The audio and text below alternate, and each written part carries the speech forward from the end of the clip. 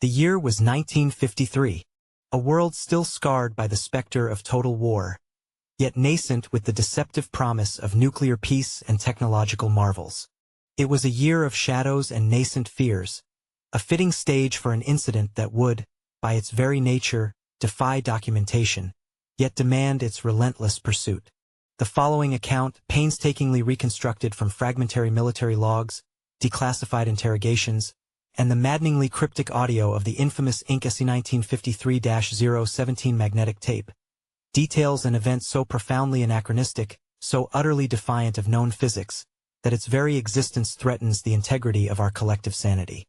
We are not merely recounting a historical oddity, we are examining a wound in the very fabric of existence. Our narrative begins, as many do, with weather.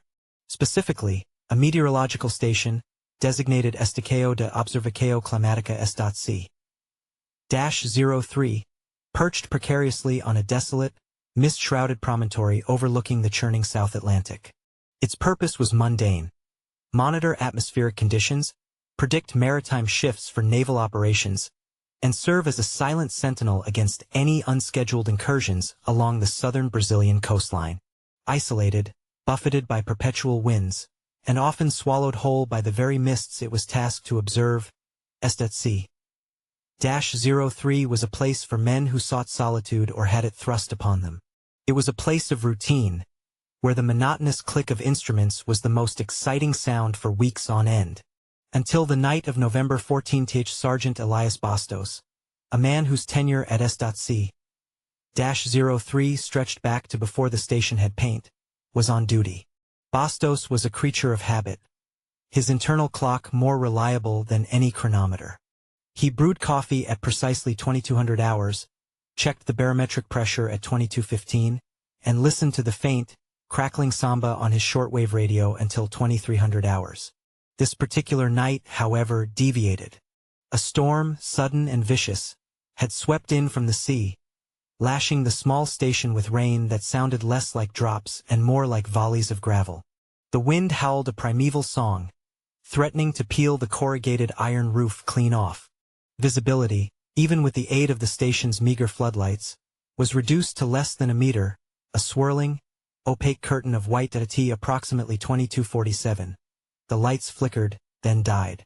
Bastos, annoyed but not surprised, fumbled for his oil lamp, its anemic glow pushing back the sudden, suffocating blackness. The radio, of course, was silent. He muttered a curse about the inadequacy of military equipment and moved towards the storm shutters, intending to secure the last, stubbornly rattling one in the observation room that IT was there, framed by the momentary gap in the swirling mist and the frantic, brief flash of distant lightning. That he saw her, she was standing outside, perhaps 20 feet from the station's main entrance, utterly motionless. The beam of his lamp, now clutched tightly in his hand, seemed to carve her out of the roiling chaos. She was a woman, undeniably, yet every fiber of Bastos's seasoned intuition screamed that she was not of the storm, nor of this place. Her attire was the first anomaly.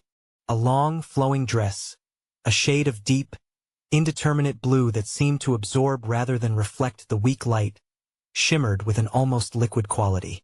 It was not soaked.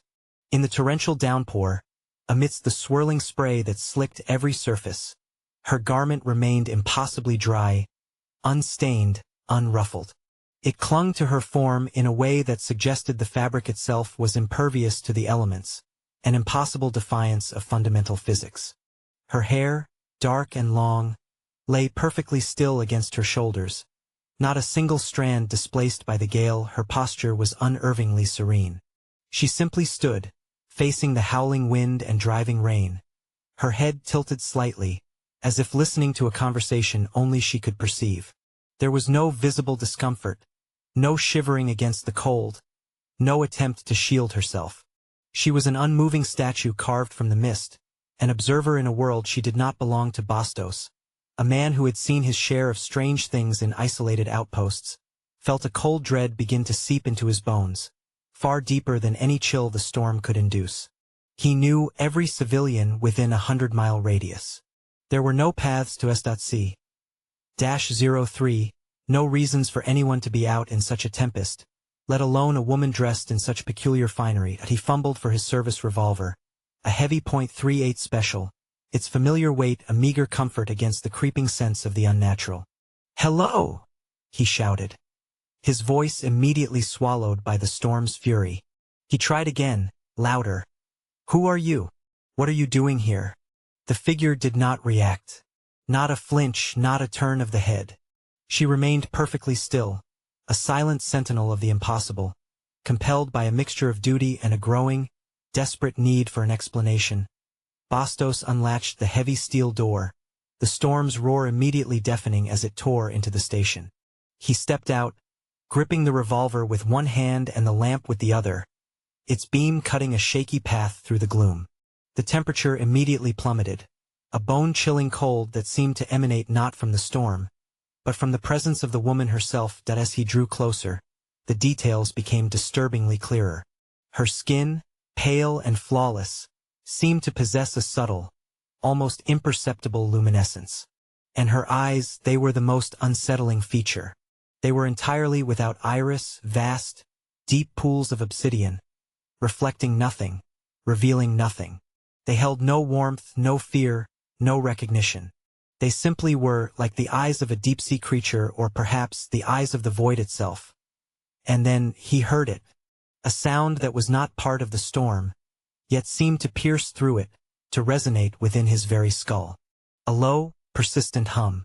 A subtle vibration that started deep within his ears and quickly spread, vibrating through his teeth, his jaw, his very skeleton. It was a frequency just at the edge of human perception, a sound that felt less like an auditory experience and more like a physical pressure, a subtle warping of the air around him. The storm seemed to react to it. The rain, instead of falling, seemed to hang in the air for a fraction of a second, as if suspended by an unseen force. The floodlights, which had flickered back on a moment before, now pulsed rhythmically, perfectly in sync with the hum, their light distorting into wavering halos. Static erupted from the radio, even though it was still powered off. Bastos, disoriented by the hum, the cold, and the sheer impossibility of the situation, stumbled back, tripping over a loose plank near the entrance. The lamp flew from his hand, shattering on the rough concrete. Darkness, thick and absolute, swallowed him whole. The only sound was the furious wind, the lashing rain, and the insistent, mind-numbing hum. That he scrambled back inside, slamming the heavy door shut, his heart hammering against his ribs. He pressed his back against the cold metal, gasping for breath, the hum still resonating in his skull. He stood there for what felt like an eternity, trying to rationalize, to comprehend. A stranded traveler? A hallucination brought on by exhaustion and the storm? But the cold, the impossibly dry dress, the eyes, and that sound, they defied explanation. After a long, agonizing minute, he forced himself to move, fumbling for his spare lamp. When its weak glow finally illuminated the observation room, his gaze was drawn to something on the floor, directly beneath the rattling storm shutter. It was a stone. Small, irregularly shaped, and utterly black. It lay there, stark against the gray concrete, a shard of pure shadow in the lamplight. Driven by an instinct he couldn't name, Bastos knelt and reached for it. The instant his fingers brushed its surface, a shock, not of electricity, but of profound, absolute cold, shot through him. It was a cold that burned, a cold that felt alien, impossible. He snatched his hand back, staring at the stone, which now seemed to radiate an aura of absolute zero, defying the humid warmth of his skin, the ambient temperature of the room. It was a fragment of perfect absence, a vacuum of heat. He knew, with a certainty that transcended logic, that it had not been there before. It was a deposit, a calling card left by the impossible woman in the mist. He looked towards the door, then back at the stone. The hum had ceased, or perhaps his ears had simply adjusted. The only sound now was the relentless shriek of the storm. Bastos stood there, the black stone a cold, heavy enigma in his trembling hand, and knew, with a chilling clarity, that his quiet life in the weather station had just been irrevocably broken. He had stumbled upon something that shouldn't exist, a crack in the world, and it had left him a piece of itself, a fragment of the unknown. And the worst part? He felt a desperate, undeniable urge to know more, to understand what impossible truth the stone and the silent woman represented. He was hooked, a fish on a line, and the maelstrom was just beginning. This was the initial contact. The seeds of an anomaly had been planted on a desolate coastline in 1953, and their roots would burrow deep, corrupting the very bedrock of scientific understanding. The quiet life of Sergeant Elias Bastos, a man content with predicting the weather, was about to become the unwilling custodian of a secret that would redefine the boundaries of human knowledge. The mist, it seemed, had only just begun to reveal its contents. And the storm was far from over. Chapter 1. The sanatorium's silent guest. The dawn following the storm brought not clarity, but a harsher, more profound sense of disorientation. The sky, a bruised purple, mirrored the exhaustion etched onto Sergeant Bastos's face. The lady was gone. The mist had receded, revealing only the familiar, windswept coastline. There was no trace of her impossible dress, no impression in the saturated ground where she had stood. Only the black stone, nestled in a damp handkerchief, remained as an unyielding testament to the night's grotesque ballet. Bastos, driven by a primal need for validation, reported the incident with a clinical detachment that bordered on lunacy. He omitted the hum, the eyes, the unsettling cold. He spoke only of a distraught woman found wandering in the storm, a woman who seemed unaffected by the elements. A phrasing designed to flag attention without sounding entirely mad. He knew, instinctively, that the full truth would only invite ridicule or, worse, an investigation that would brand him as unstable. A naval patrol, dispatched more out of protocol than genuine concern, arrived late that morning. They found Bastos haggard, clutching the small, inky stone. The patrol leader, Lieutenant Almeida, a man whose skepticism was as thick as the morning fog, listened to Bastos's clipped report with a barely concealed smirk. "A woman, Sergeant? Out here? In that storm?" he'd asked, his tone dripping with incredulity. Bastos merely presented the stone. Almeida, after a moment of surprised examination, noting the object's unnerving coldness, even through thick gloves, confiscated it with an air of dismissive authority, muttering something about geological curiosities and delirium. The lady, however, reappeared, not at S.C-03, but 17 hours later, a full 90 kilometers inland, near the small, unremarkable town of Gravadal. She was discovered by a bewildered farmer, standing silently amidst his fields, completely dry and unperturbed by the lingering chill of the preceding night. Her impossible dress was still immaculate. She offered no resistance, no reaction, no explanation. Her presence was simply given. The farmer, bless his simple heart, assumed she was lost, perhaps traumatized. He took her to the local police station, a small, sleepy establishment unaccustomed to anything more sensational than a stolen chicken. The local constable, a man named Pereira, found himself staring at a woman who did not speak, did not shiver, and whose eyes seemed to swallow the light. He noted the geometric patterns faintly visible beneath her skin, dismissed them as a trick of the dim lighting, and logged her as a Jane Doe disoriented. This was the lady's formal introduction to the human system of classification, a system utterly unequipped to handle her within hours, due to the peculiar nature of her discovery and her complete lack of identifiable information. The case was quietly transferred to military jurisdiction. The official explanation, a hastily concocted cover story, cited a missing person of strategic importance from a nearby research facility. This lie was designed to funnel the anomaly into a controlled environment, away from public scrutiny, away from the headlines. The destination: the Sanatorio Militar de São Leopoldo, a sprawling, Gothic institution nestled deep within a forested valley, originally designed for officers suffering from shell shock and psychological trauma. Its isolated location and existing infrastructure for containment made it a convenient, if chillingly ironic, choice. It was within the sterile, echoing corridors of São Leopoldo that the true scale of the Jane Doe anomaly began to slowly, terrifyingly unfold. She was assigned Room 7, a standard psychiatric observation cell, padded and soundproofed. A small, cot-like bed, a toilet, a sink. No sharp edges, no loose objects. A single, reinforced window looked out onto a thick wall of cypress trees. Surveillance was constant, initially through a peephole in the door, later with an early, grainy closed-circuit camera system that struggled with the peculiar distortions she seemed to emit. Initial medical examinations were, predictably, inconclusive.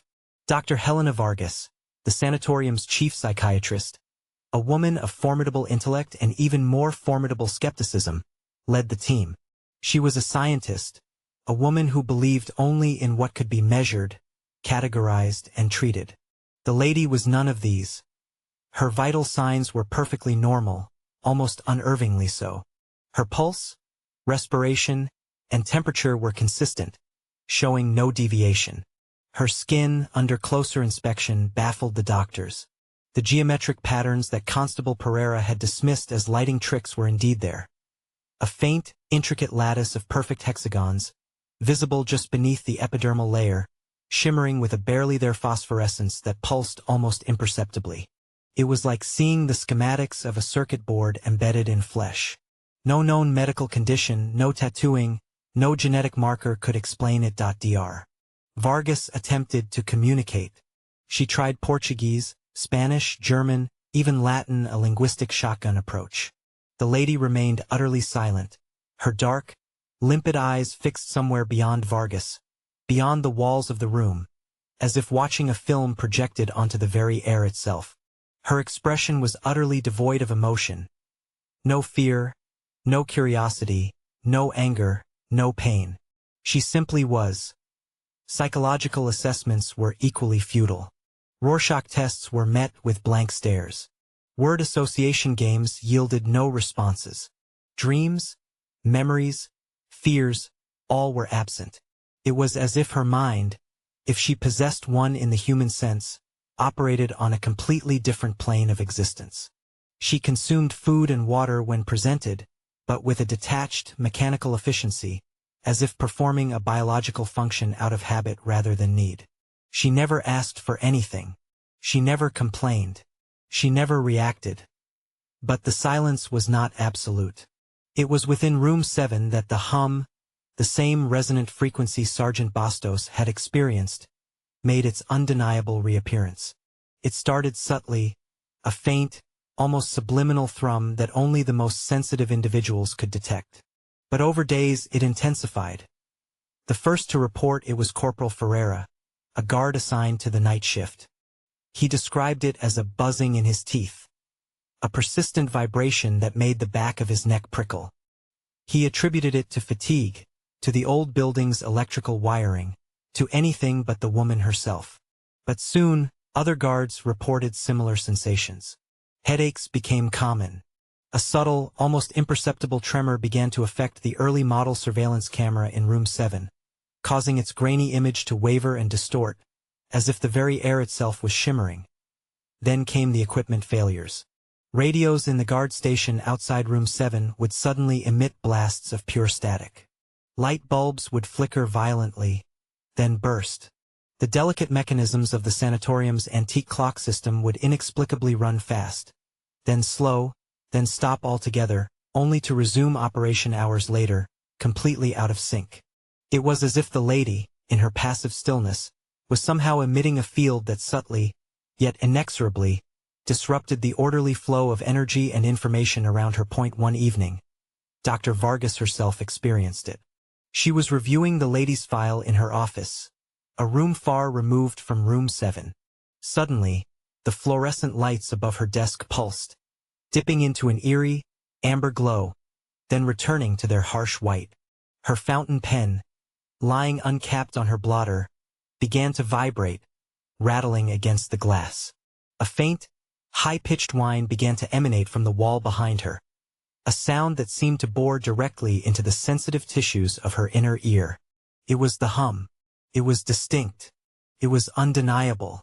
And it was emanating, she realized with a cold dread that seized her stomach, from the very core of the anomaly she was attempting to study. She rushed back to room 7, pushing past the agitated guards. Through the peephole, she saw the lady, still seated serenely on her cot, completely unaffected by the flickering lights and the shuddering walls. Her eyes, those black abysses, seemed to gleam with a faint, inner light. It was in that moment that Dr. Vargas, the staunch woman of science, felt a chilling tremor of existential doubt. This was not a psychological case. This was not a medical anomaly. This was something else entirely, something that mocked the very foundations of her understanding. The decision was made quietly to begin recording the ambient sounds within room 7. This was not for communication, but for documentation of the hum, which had become a palpable presence. A crude magnetic tape recorder, military issue, was installed just outside the reinforced door, its microphone pushed through a small, drilled aperture. It would run continuously, capturing every whisper, every creak, every inexplicable hum.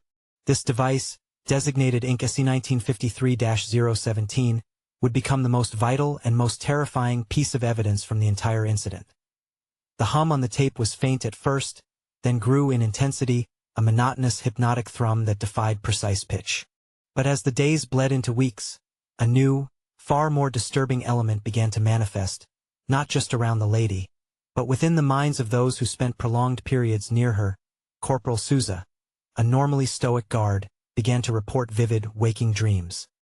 He described seeing patterns in the air, similar to the geometric lattice on the lady's skin, shimmering at the edges of his vision. He would complain of a persistent feeling of unreality, as if the familiar world around him was subtly shifting, losing its solid edges. Other guards reported similar psychological distress. Heightened anxiety, mild paranoia, a pervasive sense of dread that defied logical explanation. They spoke of a feeling that the air was too thin, or that gravity felt different when they stood near room 7. Dr. Vargas, reviewing these reports, noted the disturbing correlation with the increasing intensity of the hum recorded on the tape. The sanatorium, a place meant to mend broken minds, was now beginning to break them in new, unforeseen ways. The lady, a passive entity, was exerting an active, insidious influence. It was not aggression. It was simply her nature, a fundamental discordance with the rules of this reality, leaking out, bleeding into the minds and mechanisms around her. One afternoon, a young nurse, barely out of training, was tasked with delivering the lady's tray. She returned from room 7 pale, trembling, and unable to speak for several minutes. When she finally found her voice, she whispered, "The air. It's wrong in there. It feels like the whole room is a bad memory trying to happen." She was immediately transferred to a different ward, far from the influence of the lady. The military brass, initially dismissive, began to take a sterner interest. The incident was no longer a simple missing person case. It was an uncontrolled variable, a potential threat. Plans for a more secure, isolated containment facility were being drawn up. The lady was proving to be a problem that transcended conventional science, a problem that demanded not understanding, but brute force isolation. But as these plans were being laid, as the hum on the tape intensified to a persistent, almost painful throb, an even more unsettling phenomenon began to occur. The conversations and movements of the guards, the distant sounds of the sanatorium, the very ambient noise of the building, began to subtly shift on the magnetic tape. Not just static, but a kind of chronological displacement. A guard's cough from Tuesday would appear on the Wednesday recording. A faint snippet of dialogue from the morning would echo in the evening's playback. It was as if the recording, and perhaps the reality around room 7, was becoming unfixed.dr. Vargas, listening to these increasingly bizarre recordings, felt her scientific bedrock crack. The stone, the hum, the patterns, the psychological effects, and now a temporal distortion within the very medium designed to capture objective truth. The lady was not merely an object of study. She was an active, if silent, editor of reality. The final entry in Dr. Vargas's personal log from that period, dated December 10, 1953, reads, "We are not containing an entity, we are being contained by it. The walls of this room, these protocols, this entire facility, they are but lines drawn in the sand against a tide that defies all our maps. She is not a patient. She is a profound, terrifying question the universe has posed, and our attempts to answer it are only deepening the abyss. I fear not what she will do, but what she is. And I fear, more profoundly, what happens when she decides to simply edit herself out of our chapter. The hum is growing stronger. I can feel it in my bones now, a silent scream of reality tearing at its seams. And I find myself wondering if, perhaps, she is simply waiting for the perfect moment to erase the paragraph in which she exists. And what then of the rest of the book? The hum, the distortions, the creeping sense of unreality, all were building to a crescendo. The sanatorium, once a place of order and control, was becoming a stage for a silent, cosmic opera. And the next act, the final act of her presence, was about to begin. It would be an act of impossible departure, a singular event that would leave behind a scar on the very fabric of existence, and two artifacts that would forever whisper of a truth too terrible for human comprehension. The magnetic tape continued to record, a silent, unblinking ear to the escalating madness, capturing not just sound, but something far more profound. And the stone, now locked away in a high-security vault, pulsed with an impossible cold, a silent, chilling promise of the excisions yet to come. The stage was set, the tension was excruciating, and the lady, in her profound, terrifying stillness, was merely waiting for the right moment to perform her most impossible act. Chapter 2. The Excised Reality. The days following Dr. Vargas's final log entry were marked by a pervasive, almost suffocating dread. The hum, now a constant, resonant throb, permeated the sanatorium's ancient stone walls. It was no longer just an auditory phenomenon. It was a physical presence, a pressure in the chest, a persistent tremor in the hands of every staff member who came within 50 meters of room 7. The lights in the corridors flickered incessantly, not in erratic bursts, but with a rhythmic pulse that mirrored the internal thrum. Equipment failures escalated from an inconvenience to a systemic collapse. Radios no longer merely static ed. They spoke in garbled, layered voices that seemed to emanate from nowhere and everywhere, echoing snippets of conversations long past, or perhaps, yet to come. Clocks throughout the facility ran wildly, sometimes accelerating, sometimes freezing, creating pockets of temporal inconsistency that left guards disoriented and doctors questioning their own perceptions of time. Corporal Souza, who had reported the patterns in the air, was now exhibiting full-blown dissociative episodes.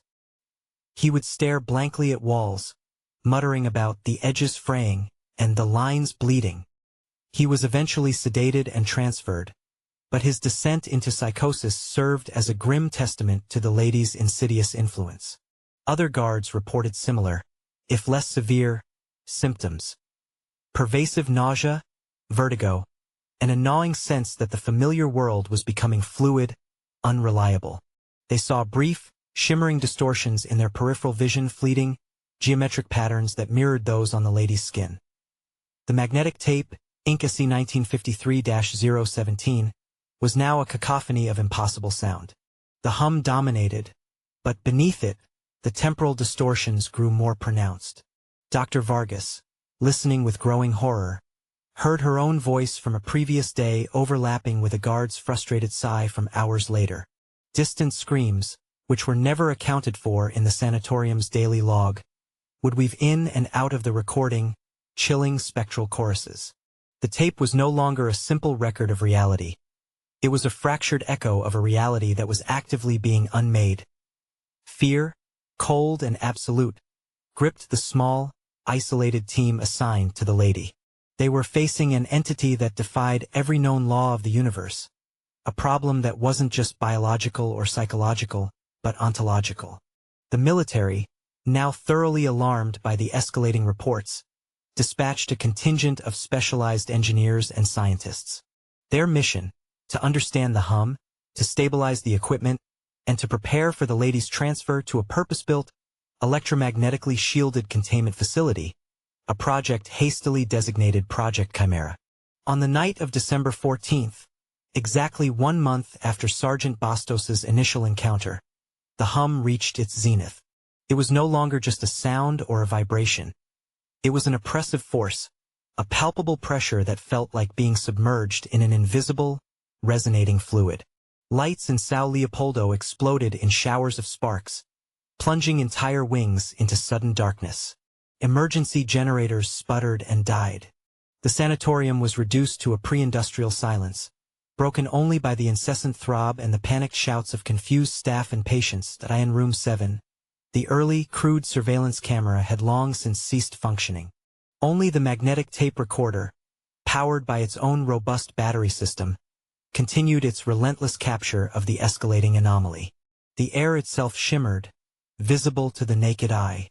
The very walls of the room, made of solid concrete, seemed to breathe, expanding and contracting by millimeters, groaning like a living thing under immense, unseen pressure. Lieutenant Colonel Eduardo Silva, the commanding officer overseeing the ladies' containment, was in the main control room when the full collapse occurred. He watched in horror as all monitoring equipment flatlined, then burst into showers of sparks. The secure phone line to the outside world died mid-sentence. He knew, with a certainty that turned his blood to ice, that something catastrophic was about to happen. He ordered an immediate, full-force retrieval. "Get her out of there now. Get a team in room 7, secure the asset, and move her to the transport."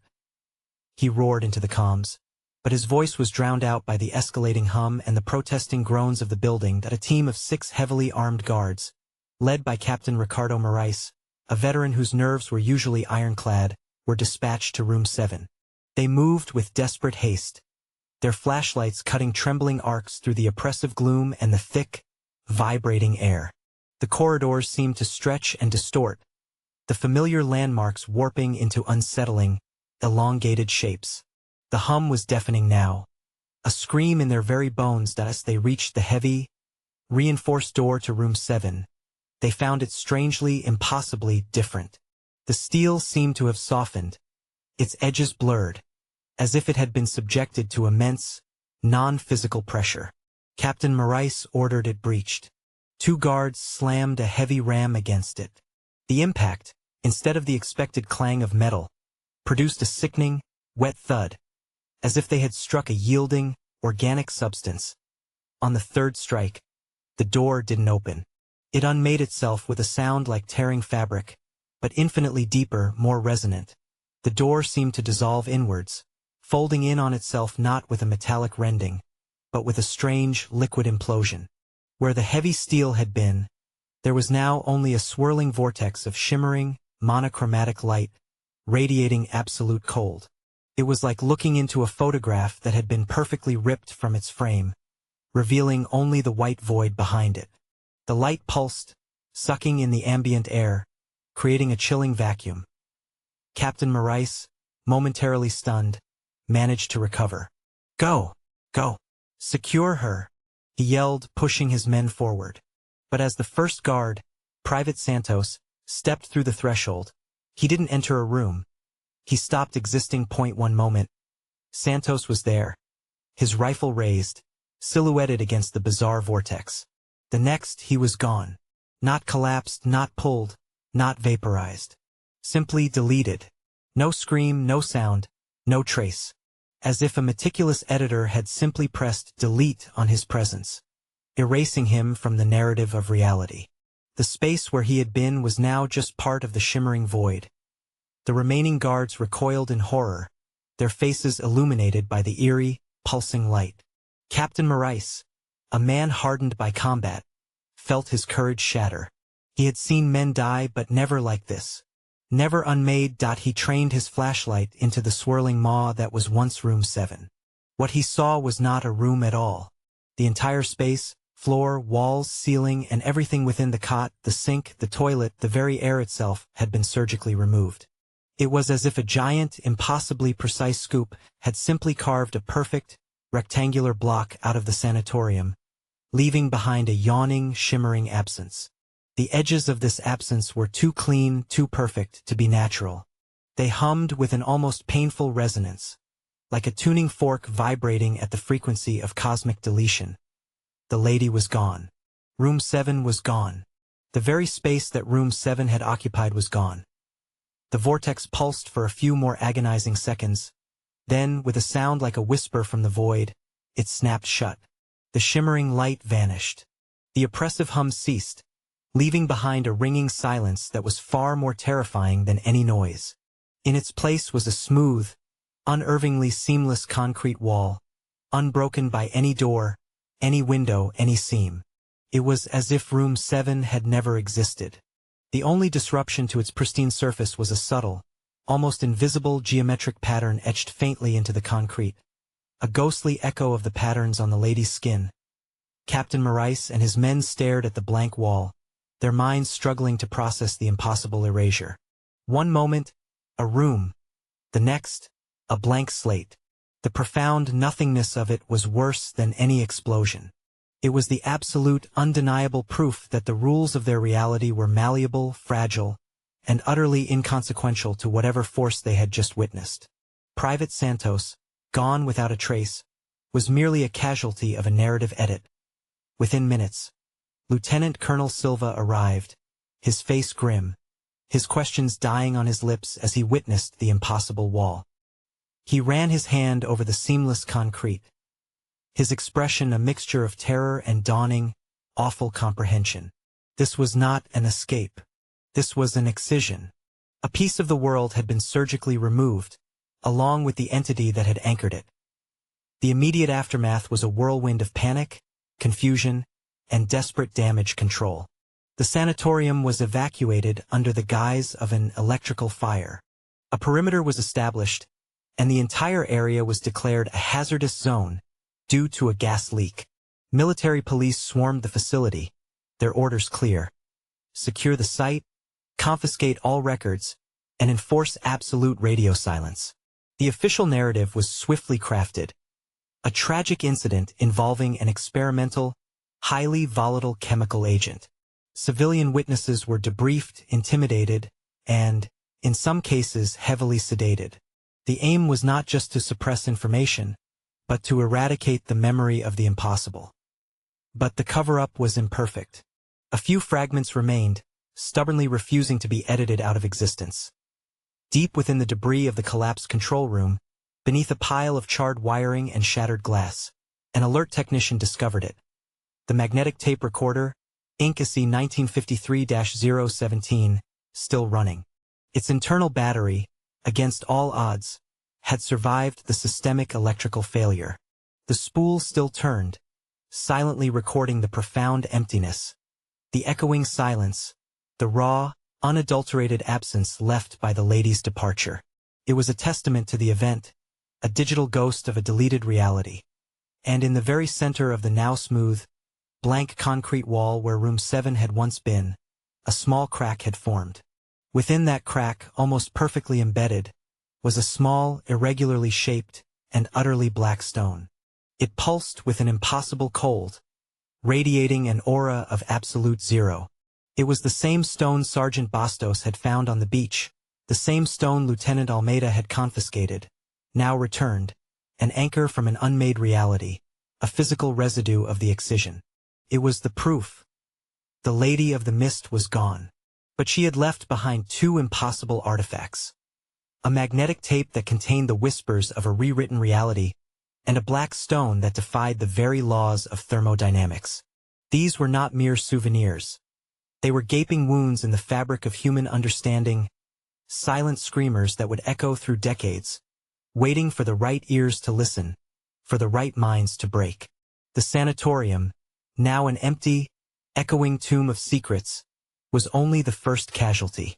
The real horror, the profound cosmic dread of a malleable reality, had only just begun its slow, insidious spread. The stage has been cleared, the impossible act performed. The silent departure has left an indelible mark, a vacuum in reality. The artifacts remain, two insidious whispers from the void, waiting to be rediscovered, analyzed, and misunderstood. The cover-up has begun, but secrets such as these cannot be buried forever. The echoes of the excision are destined to resonate, growing louder with each passing decade, until the true nature of the transcription error is finally, terrifyingly, revealed. Chapter 3: Echoes in the Archives. Decades are a peculiar measurement of time. They can bury truths under layers of dust and bureaucratic obfuscation, transforming urgent crises into forgotten footnotes. The incident at São Leopoldo in 1953, the excision of Room 7 and the Lady of the Mist, became one such footnote. The official record, meticulously constructed by military intelligence, spoke of a catastrophic structural failure due to unseasonal seismic activity, compounded by an electrical fire. The sanatorium was deemed unsafe, razed, and the entire area designated a restricted military testing ground, an exclusion zone whispered about by locals as the place where the air sometimes tastes wrong.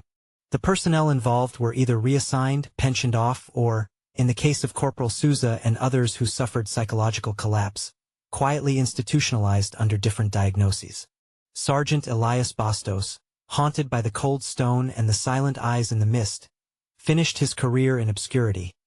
His reports of the woman in the storm, dismissed as the ramblings of an old man addled by isolation. Dr. Helena Vargas, her scientific paradigm shattered, disappeared from the academic world, her groundbreaking research posthumously published under another name, her theories on temporal instability and informational leakage ridiculed as fringe pseudoscience. The two artifacts, however, could not be erased. The Black Stone, designated Inc. SC 1953-017A, was placed in a specialized cryovault deep within a subterranean facility known only as the repository, its unnerving, absolute cold proving resistant to all conventional insulation. Its existence was compartmentalized, known only to a handful of high-clearance personnel. The magnetic tape, designated Inc. SC 1953-017B, was initially dismissed as damaged evidence from the supposed electrical fire. Its erratic audio, the persistent hum, and the layered temporal distortions were attributed to faulty equipment and mishandling. It was filed away in a secure, climate-controlled archive, deep within the labyrinthine bureaucracy of the Departamento de Documentação Estratégica, DDE, meant for permanent, undisturbed storage. It was in the late 1980s, amidst a massive digitization initiative within the DDE, that Inc. SC 1953-017B resurfaced. The project aimed to transfer all magnetic media into more stable digital formats, preserving historical records for posterity. A young, ambitious audio archivist named Dr. Sofia Mendez, renowned for her meticulous ear and pioneering work in digital signal processing, was tasked with overseeing the conversion of older, more obscure military recordings. Most were monotonous battle plans, faded transmissions, or crackling interviews. Then she encountered Inc. SC 1953-017B. The tape's label was sparse. Ambient audio, São Leopoldo Sanatorium, December 1953. Damaged. High static. Do not disseminate. Dr. Mendez, intrigued by the damaged note and the strange, almost ceremonial do not disseminate, loaded it onto a high-fidelity analog-to-digital converter. The immediate output was, as expected, a cacophony. A pervasive, low-frequency hum dominated everything, layered with bursts of static and garbled, almost subliminal speech. It sounded like a corrupted radio signal from another dimension. But Mendez, unlike the original technicians in 1953, possessed tools of unprecedented sophistication. Digital filters, noise reduction algorithms, and spectral analysis software that could dissect sound into its constituent frequencies and reveal hidden patterns. She began her work with the detached curiosity of a scientist confronting a puzzle. Her initial findings were baffling. The hum was not a simple electrical interference. It was a complex, multi-layered frequency, incredibly stable yet containing subtle, non-random modulations that defied acoustic explanation. It was a composed sound, not an accidental one. And the static? It wasn't white noise. Under high-resolution spectral analysis, the static revealed intricate, fractal patterns, shimmering visual representations of mathematical sequences that were too complex, too perfect, to be random. It was as if the static itself was encoded with information. Days turned into weeks, then months, as Mendez became increasingly obsessed with the tape. She isolated segments, amplifying whispers, attempting to unscramble the temporal echoes. She found that the overlapping voices, the chronological displacements Dr. Vargas had noted, were far more intricate than simple bleed-through. They were precise, almost deliberate. A sentence spoken on December 10th would perfectly interlace with a question asked on December 12th, creating a nonsensical but syntactically correct new phrase. It was like a surrealist poem generated by the universe itself. But the true breakthrough came when she applied a newly developed data density algorithm, originally designed for compressing satellite transmissions. She fed the raw digital output of Inc. SC 1953-017B into the analyzer, expecting an error message or a trivial data stream. Instead, the algorithm returned an impossible reading, a data density orders of magnitude higher than the physical limitations of the magnetic tape or even the digital format could support. It was as if the tape, a simple spool of ferric oxide, contained the informational equivalent of an entire library compressed into a single square inch. This was not just audio. This was data, impossibly dense, impossibly complex, and utterly alien. Mendez brought her findings to her superiors, men who had long since grown complacent in their bureaucratic roles. Their initial reaction was dismissive. Faulty equipment, Dr. Mendez. Old tape. You're overthinking it. But Mendez, armed with irrefutable data, persisted. She presented her spectral analyses, her data density reports, the eerie, perfectly reconstructed temporal whispers. Finally, her persistence and the sheer impossibility of her findings caught the attention of a senior DDE official, Director Carvalho, a man who possessed a memory of certain unusual incidents from decades past. Carvalho, a man whose career had been built on burying secrets, recognized the telltale signs. He ordered a complete lockdown of Mendez's findings and assigned a small, top-secret team to her, consisting of 2 cryptographers and a theoretical physicist, Dr. Eris Thorne. Thorne, a brilliant but eccentric mind known for his controversial theories on cosmic information theory. The idea that the universe itself might be a vast informational construct was the perfect, if dangerous, choice. Thorne, upon hearing the raw, unfiltered hum of the tape, experienced a profound, unsettling epiphany. This isn't just interference, Dr. Mendez, he'd stated, his eyes wide with a mixture of terror and exhilaration. This is background radiation, a fundamental tone, the hum of a different set of universal parameters. And the static is data from outside. He and Mendez, working in a newly established, electromagnetically shielded bunker deep within the DDE, began to decode the impossible. The fractal static wasn't static at all. It was a pure data stream, a complex language of mathematical symbols and quantum states. It spoke of universal constants that differed from their own, of physical laws slightly, disturbingly askew. It contained informational structures that detailed astronomical phenomena light years away, and subatomic interactions at scales previously unimagined. It was a Rosetta Stone to an alien cosmology, a cosmic blueprint of a reality both similar to, and profoundly different from, their own. Simultaneously, Director Carvalho, shaken by Mendez's revelations, quietly authorized the retrieval of Inc. 1953-017A, the Black Stone, from the repository. Thorne, upon examining the stone, confirmed its impossible nature. Its absolute coldness, its defiance of the second law of thermodynamics, was not a trick. It was a fundamental property. The stone was a perpetual heat sink, drawing energy from its surroundings without limit, without equilibrium. It was, Thorne theorized, a point of zero entropy, a miniature singularity of perfect order in a universe tending towards chaos. It was, he explained, a physical manifestation of the same underlying principles encoded in the tape. A violation of physics, a hole in reality. The tape and the stone, Thorne announced to Mendez, his voice a hushed whisper of awe and dread, are 2 sides of the same coin. The tape is the informational blueprint of another reality. The stone is its physical anchor in ours. They are the proof, the undeniable catastrophic proof. The implications were staggering.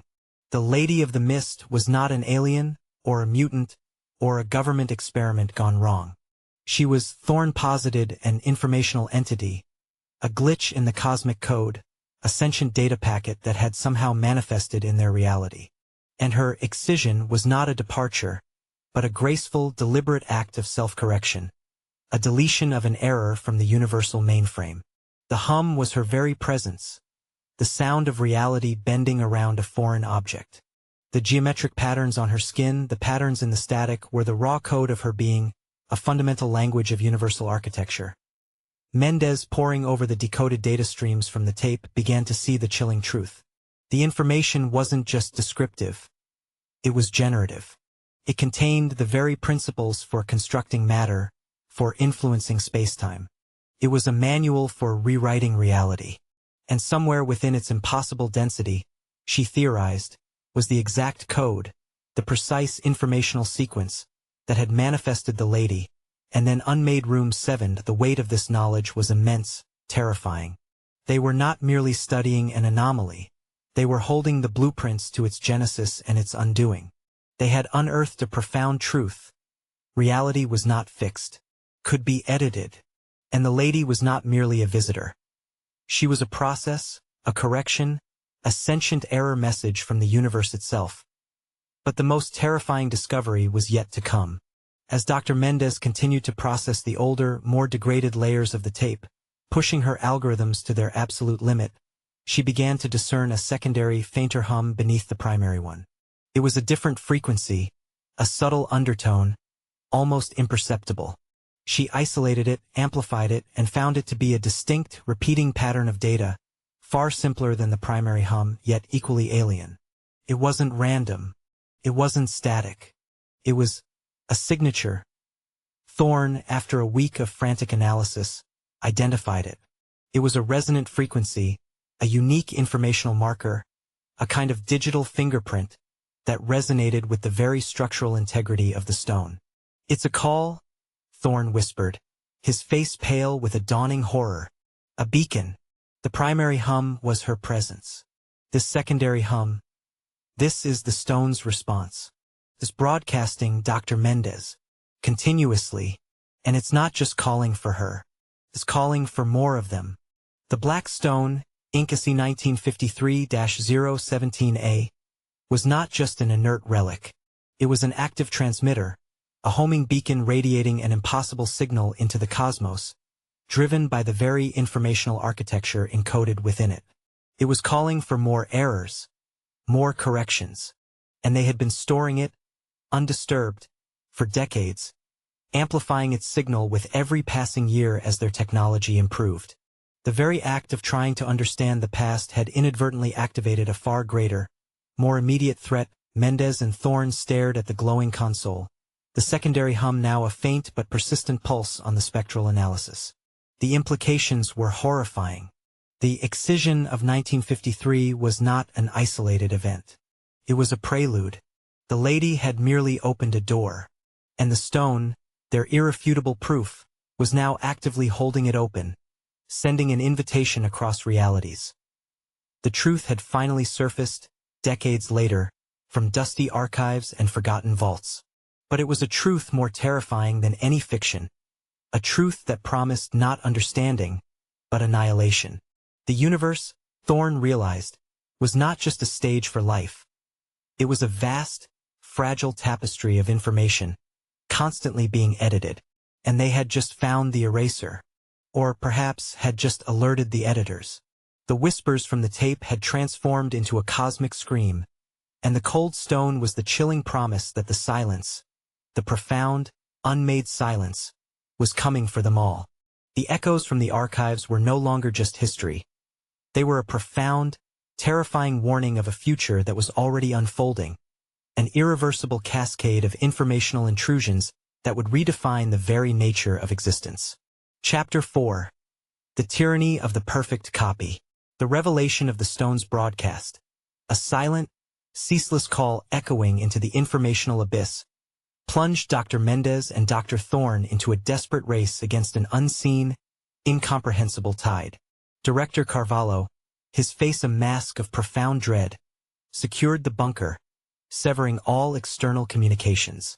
The DDE's secure facility became a hermetically sealed tomb, where three minds grappled with a truth too vast for human comprehension. Thorne, fueled by an almost manic energy, refined his cosmic information theory, the transcription error hypothesis. He posited that their universe, their reality, was merely one instantiation, one copy, of an infinitely complex informational structure. Errors, glitches, or perhaps even deliberate edits could occur in this grand cosmic transcription. The Lady of the Mist, he argued, was one such error, a foreign data packet manifesting physically, and her excision was a localized self-correction, a deletion to maintain the integrity of the primary code. The stone, he believed, was not merely an anchor. It was a fragment of the original unedited code, a piece of pure, fundamental information that continuously broadcast its existence, attempting to sync with similar, perfect copies, or perhaps, calling for more corrective edits to this flawed reality. "We are living in a draft," Thorne rasped, gesturing wildly at the glowing consoles displaying the stone's resonant signature. And the stone is the ultimate proofreader, highlighting every inconsistency, every deviation from the master copy. Mendez, her meticulous mind now wrestling with metaphysics, focused on the tape. The impossibly dense data stream, when subjected to new, more aggressive quantum computational algorithms, began to yield a terrifying tapestry of information. It detailed not only alien cosmologies but also granular data about their own universe, precise quantum states, gravitational constant fluctuations, the exact informational composition of subatomic particles. It was a complete, perfect blueprint of reality itself, down to its most fundamental informational quanta. And within this vast ocean of data, Mendez found disturbing patterns. Signatures of other errors. Transient ripples in the fabric of spacetime, not catastrophic, but subtle. Moments where causality seemed to momentarily stutter, where a small object might briefly cease to exist before reappearing, or where a familiar sound would carry a faint, unidentifiable undertone. These were minor corruptions, momentary glitches, the informational bleed-through of the lady's presence, now amplified by the stone's ceaseless broadcast. Then came the new manifestations. It began subtly, far from the DDE bunker, reported through the now severed external military channels that Director Carvalho still monitored with growing alarm. Across the globe, small, isolated anomalies began to occur with increasing frequency. In a remote village in Siberia, a perfectly cubic meter of ancient forest simply vanished, leaving behind a seamless, polished cavity in the earth. The edges were too clean, too precise to be natural, humming faintly with the same resonant frequency as the stone. It was a smaller, geometric echo of the São Leopoldo excision. In a naval research laboratory in the Pacific, a highly sensitive experiment measuring gravitational waves recorded a sudden, impossible spike. Not a wave, but a pure, sustained pressure from nowhere, accompanied by a low-frequency hum that temporarily scrambled all sensitive electronics. The recordings of the event eerily matched the spectral signature of the lady's hum from 1953. But the most disturbing manifestation occurred in a heavily populated urban center. A fleeting, shimmering distortion was captured by a city surveillance camera, a momentary ripple in the air, a skip in the visual feed, revealing for a fraction of a second a humanoid figure. It was blurred, indistinct, but the faint geometric patterns just beneath the skin were unmistakable. It was not the lady from 1953. This figure was subtly different, its form a slight deviation, its patterns a new iteration. It was a new error, and it was gone as quickly as it appeared, leaving behind a faint, almost subliminal hum that lingered in the digital recording. "They're coming through," Thorne whispered, watching the grainy, distorted surveillance footage on a secure monitor in the bunker. Or rather, they are coming into existence. The stone is a focal point, a breach. It's not just calling them. It's birthing them, allowing the glitches to manifest more frequently, more powerfully. The implications were devastating. The lady was not unique. She was simply the first. The stone was not merely broadcasting a signal. It was an active conduit, creating localized informational bleed-through points, allowing new transcription errors to manifest. And with each new manifestation, the fabric of their reality grew thinner, more prone to corruption. The bunker itself began to suffer. Despite its shielding, the omnipresent hum began to infiltrate. Lights flickered, not in random bursts, but with a rhythmic pulse that mirrored the stone's beacon signal. Digital displays would momentarily invert their colors, or display streams of incomprehensible, fractal data. The air itself seemed to grow heavy, thick with unseen pressure, and the three occupants experienced persistent headaches, nausea, and a growing sense of detachment, as if their own perception of reality was being subtly frayed. One evening, Dr. Mendez, exhausted, glanced at her reflection in the darkened monitor. For a split second, she saw not her own tired face, but a faint, shimmering geometric lattice just beneath her skin, perfectly mirroring the patterns of the lady. She screamed, but the image vanished, leaving her to question her sanity. The anomalies were not just external.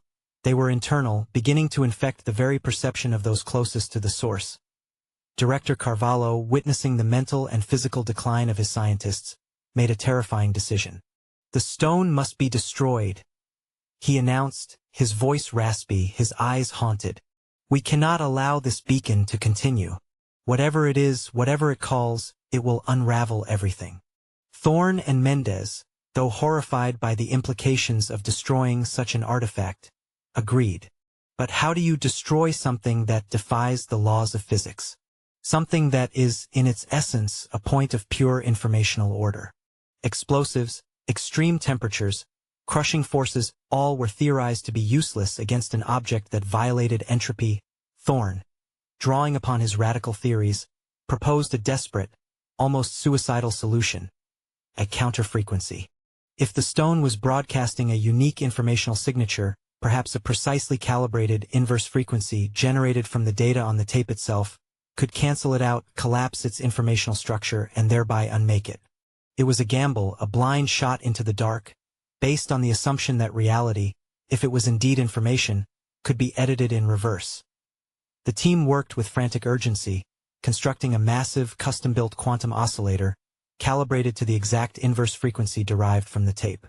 The process was agonizing, pushing their equipment and their minds to the breaking point. The hum in the bunker reached a deafening crescendo, the walls vibrating violently, the air thick with the smell of ozone and the metallic tang of fear. Finally, the device was ready.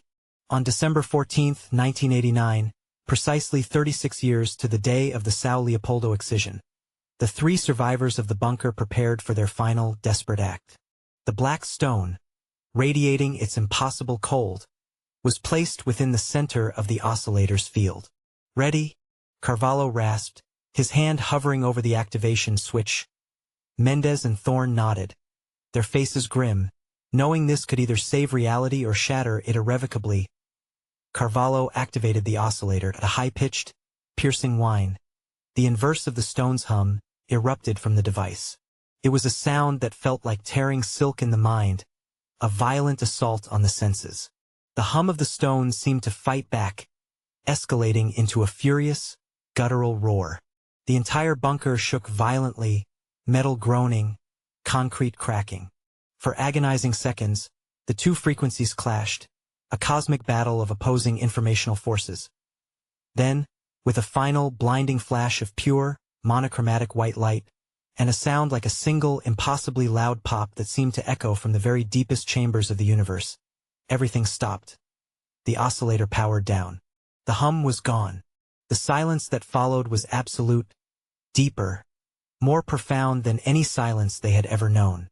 It was the silence of something truly, utterly unmade. They rushed to the platform where the stone had been. It was gone. Not disintegrated, not shattered. Simply not there. The space where it had rested was now perfectly smooth, polished, radiating not cold, but the ambient temperature of the room. It was another excision, a precise surgical deletion, but this time it was of the anomaly itself. They had, it seemed, successfully edited the error out of existence. A wave of profound, exhausted relief washed over them. They had done it. They had closed the door. They had saved reality. But as the relief began to settle, Dr. Thorne, his eyes still wide with the afterimage of the white flash, slowly turned to Mendez. His voice was a bare whisper, filled with a new, dawning horror. "We didn't destroy it," he said, his gaze fixed on the empty platform. "We deleted it. We used its own rules, its own language of informational erasure to unmake it. And in doing so, we just proved the theory." Mendez stared at him, then back at the empty platform, a cold dread creeping into her heart, far worse than any fear she had felt before. "The theory," she prompted, her voice barely audible. "The theory that reality is merely a copy," Thorne articulated, his words like hammer blows against the fragile wall of their newfound peace. "We used the blueprint from the tape, the inverse of the stone's informational signature. We didn't destroy a physical object. We identified its data string and commanded the universe to delete that string. We confirmed that this reality can be edited." Carvalho, who had been leaning against a console, sank slowly to the floor, his face ashen. "And if we can edit it," Thorne continued, his voice rising, "if we can command a deletion based on its own code, then what about the original editors? What about the master system? If they become aware of how easily this copy can be manipulated, if they perceive us, conscious, editing beings within their flawed transcription, as another error." Mendez finished his thought, her voice flat, devoid of hope. "Then they will simply correct us." The silence in the bunker was no longer one of relief, but of profound cosmic horror. They had not closed the door. They had merely demonstrated the existence of the door, and the ease with which it could be opened, or closed, or rewritten. They had not saved reality. They had merely alerted the true custodians of the cosmic script to the presence of meddlers within their flawed creation. The Lady of the Mist was gone. The black stone was gone. The physical manifestations had been erased. But the terrifying knowledge, the understanding that reality was a transient, editable construct, lingered. And somewhere, out in the vast, silent dark, the true editors of the universe had taken notice. Their actions had not brought an end to the transcription error. They had merely moved to the next page, and the final terrible edit was yet to be made, not by them but of them. The silence that now permeated the bunker was not peace. It was the quiet before the final perfect deletion. And so, the final page turns, but the story does not end. It merely shifts, like the patterns on the lady's skin, like the information within the tape. The profound, chilling truth has been laid bare. Our reality is a draft, a transient copy susceptible to unseen edits. You have walked through the mist, confronted the impossible, and witnessed the excision of what we believe to be concrete. But the real horror is not what was lost, but what was revealed.